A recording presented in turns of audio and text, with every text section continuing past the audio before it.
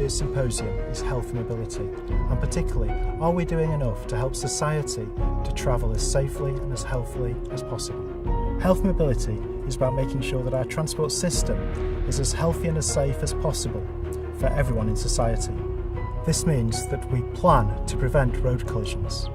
We proactively design transport solutions to reduce noise and air pollution, and we encourage people to use more active and varied modes of travel. In urban areas where there's a large population density, road transport is a major contributor to air quality, both in the UK and globally. We need to accelerate the uptake of ultra-low emission vehicles in order to improve air quality in urban areas. There are a number of ways we can improve air quality. We can ensure that the vehicles on the road are operating correctly. We can increase the amount of air quality monitoring that's performed. We can improve environmental education, and we can get people out of their cars onto alternative modes such as walking and cycling for short journeys.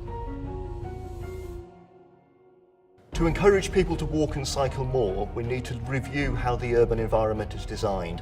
At the moment, it heavily emphasises capacity for motor vehicles. We also need to look at the planning process to make sure that when new developments are put in, that they encourage local journeys to be made so that people can walk or cycle or use public transport to their destination rather than having to travel by car.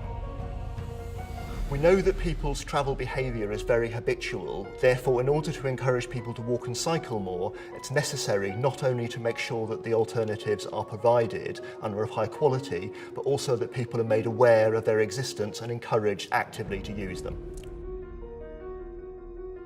Although there's been an abundance of research looking at the human dimensions of transport and travel, research relating to mental health in transport is still very sparse. We know that the smallest of tasks within our day-to-day lives can have profound effects on our mental health, and this includes the decisions we make about our transport and travel choices.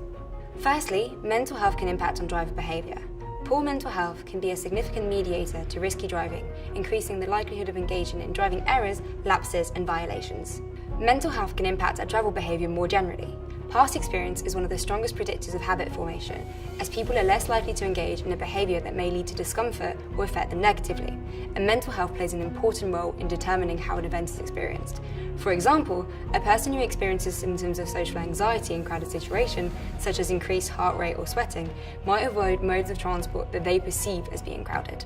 Evidence shows that our transport network can impact the levels of stress, anxiety, depression, social isolation and exclusion, as well as substance abuse.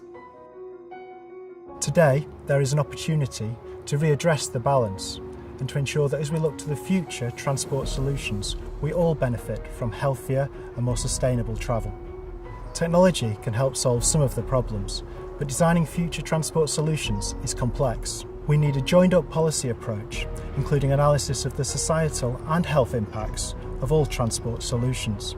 Social and health impacts must be key outcome measures, as well as reductions in congestion and casualty numbers.